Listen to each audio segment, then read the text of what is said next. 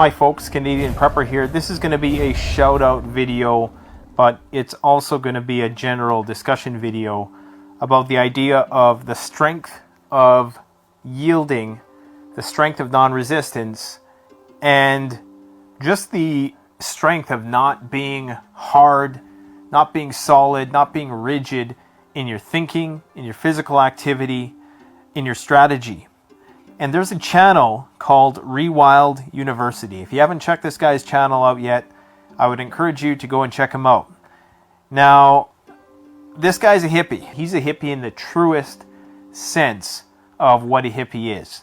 And when I say that, I mean that in the most respectful way. I'm not talking about like one of these postmodern hipster types who just, listens to various different types of vinyl, goes to exotic coffee shops, and talks about philosophy in between discussions about Marxism and whatnot. I'm talking about a real, fully fledged hippie who lives the life, who's in touch with the land, and is very in touch with nature and is not at odds with nature. The challenges that this guy does and puts himself through, you would never see any of these tactical badasses ever attempt. Ever. Let's just name off a few of the things he's done. So he did one test where he jumped in a freezing lake. I think he cut a hole in the ice, or there was a hole in the ice, freezing water, and his whole goal was to try to start a fire. I'm not sure what he had with that. I'm not sure if he had matches, or if he even had matches, or if he was using a bow drill or something like that, or a friction fire. But either way, crazy stuff. He did this other challenge where he went out and he had nothing on. He had some loincloth on. He had no socks on. It was winter time, and his goal was to try to survive the night.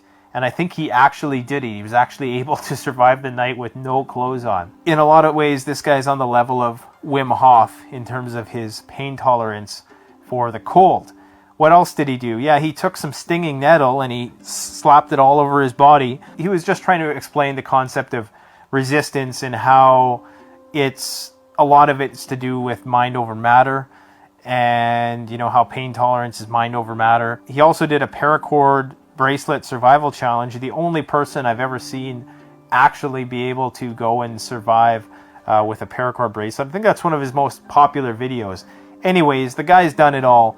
And when you watch his videos, the first thing you're going to notice is that, yeah, he's very in touch with his feminine side. He's a family man, but he's not afraid to, to yield, to show that soft side of his personality.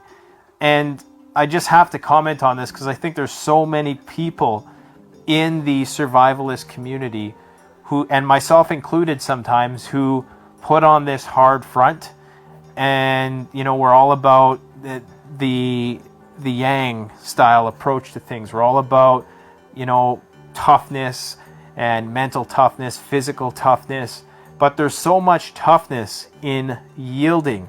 And I've talked about the fable of the oak and the reed before, where the blade of grass is basically talking to the oak tree about how strong he is because he bends with the wind, as where the oak tree will break if there's a very powerful windstorm.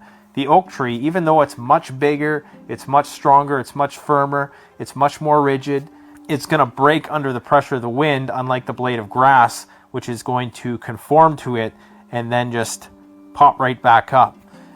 And that is something that I think as a preparedness community we need to cultivate more. You can find me the most tactical Bear Grylls type badass, and they will not attempt the things that this guy attempts. So he should have his own show, if you ask me. Renton, if you're watching this, I would encourage you to get in touch with Discovery Channel, National Geographic, because you have some great skills that I think should be capitalized on. I think you should be getting, more compensation for the things you do and the things that you share with people. If this guy went on that show alone, I think that he would probably do quite well.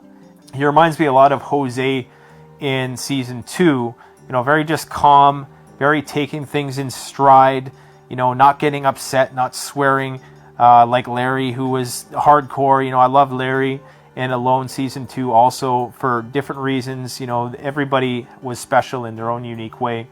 But Jose was very chill, very cool. When things didn't go his way, he didn't flip out, didn't spaz out. He just kind of rolled with the punches. And I think that's what this guy would do, but I think that he would be able to go the distance. So shout out to you, Renton. Big epic shout out, because you deserve it, man. You've done a lot of good for a lot of people. You demonstrate a lot of very solid skills, and above all, you demonstrate the importance of not trying to resist nature, not trying to always wrestle it and dominate it and control it and get it to do what you want it to do, but try to have some sort of symbiotic relationship with it where it's not a struggle. And you may not always come out on top, but you don't come out on the bottom either. So go and check out Rewild University. Subscribe to his channel. I strongly encourage you to do so.